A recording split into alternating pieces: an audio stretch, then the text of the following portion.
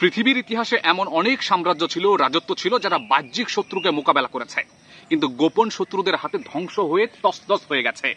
আজকের আধুনিক যুদ্ধের ধরন বদলে গেছে। এখন যুদ্ধ হয় না শুধু যুদ্ধক্ষেত্রে, যুদ্ধ হয় ল্যাবে, স্যাটেলাইটে, ডেটা সেন্টারে, হাসপাতালের বিছানায়। আর এই ভয়ঙ্কর যুদ্ধের শীর্ষে রয়েছে ইসরায়েল ও তার গোয়েন্দা সংস্থা মোসাদের বাহিনী।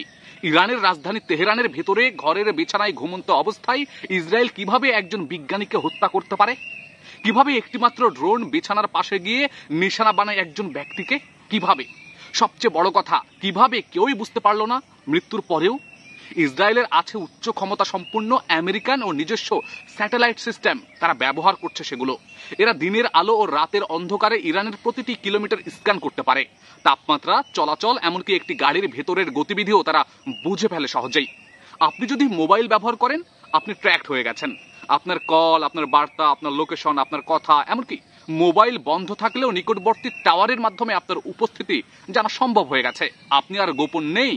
মোসাদ এমন একটি সংস্থা যারা সরাসরি শত্রুর দেশে গিয়ে লোক নিয়োগ করে। তারা কিভাবে এটা করে? হাসপাতালের নার্স, ওয়ার্ড বয়, খাবার পৌঁছে দেওয়া কর্মী, এসবকে তারা কাজে লাগায়। ঘরে চিপ বসায়, ছোট ছোট চিপ, বালিশের নিচে, বাতির মাথায়, জানালার কোনায়। একবার লক্ষ্যবস্তু শনাক্ত হলে সেটার চারপাশেই ডেড জোন বানিয়ে ফেলে, মৃত্যুর ঘর তারা বানিয়ে ফেলে। ইসরায়েলের ড্রোন এখন আর উড়ন্ত বিমান নয়, এটা হতে পারে মাছির মতো ছোট ছোট শব্দহীন, যা চোখে দেখা যায় না, যা গবেষণা করে বের করতে হয়। এই ড্রোনগুলো একবার চিপ বা ট্রান্সমিটার ধরলেই সেই দিকেই ছুটে যায়, জানালা ভেঙ্গে ঢুকে লক্ষ্যবস্তুর মাথা বা বুক চিনে নেয়। ক্ষেপণাস্ত্র নয়, কেবল এক ফোঁটা আগুনই যথেষ্ট, কিন্তু সরাসরি হৃৎপিণ্ডে আঘাত করে। আজকের দিনটি আলাদা। আপনি যদি 10 বার ডান দিকে তাকান, তাহলে এআই সেটা মনে রাখবে। আপনার মুখের রেখা, চোখের পাতার কাঁপুনি, হাঁচি দেওয়ার স্টাইল পর্যন্ত সবকিছু বুঝে নেয় এই এআই প্রযুক্তি। একবার আপনার চেহারা চিনে ফেললে এআই গাইডেড ড্রোন ভুল করবে না কখনো। এটা শুধু হত্যা নয়, এটা মনস্তাত্ত্বিক আধিপত্য। যেন একজন শত্রুও না জানে কখন যে সে মারা যাবে। তারা চায় শত্রুর ঘুম হারাম করতে, পরিবারকে আতঙ্কে রাখতে, জাতিকে একেবারে ভয়ঙ্কর আতঙ্কে রাখতে। আজকের মুসলিম বিশ্ব প্রযুক্তিতে পিছিয়ে, কিন্তু সবচেয়ে ভয়াবহ বিষয় চেতনার ঘুম, যেখানে শত্রু ঘরে ঢুকে মৃত্যু পাঠায়, যেখানে আমরা নিজেদের ভেতরের ফাঁক বুঝতে অক্ষম হয়ে গেছি। আমাদের দরকার প্রযুক্তির জ্ঞান, নিরাপত্তা সংস্কৃতি, চেতনার জাগরণ এবং সত্যিকারের ঈমান ও তাওয়াক্কুল।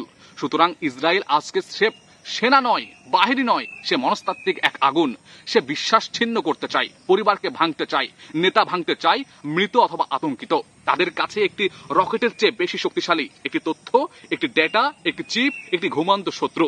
আমরা যদি জেগে না উঠি, তবে বিছানায় শুয়ে থাকতে থাকতে আমাদেরও নিশানা বানাবে তারা ড্রোনের মাধ্যমে। তোমার নিরাপত্তা, তোমার ঈমান, তোমার সবকিছু, দরজা, সবকিছু এখন আজ প্রশ্নের মুখে। প্রস্তুত হও, এখনই প্রস্তুত হও, কারণ যুদ্ধ আর দূরে নয়, যুদ্ধ এখন তোমার ঘরে। এতটুকু মেসেজ যদি আপনি বুঝতে পারেন, তাহলে অবশ্যই আপনাকে হাততালি।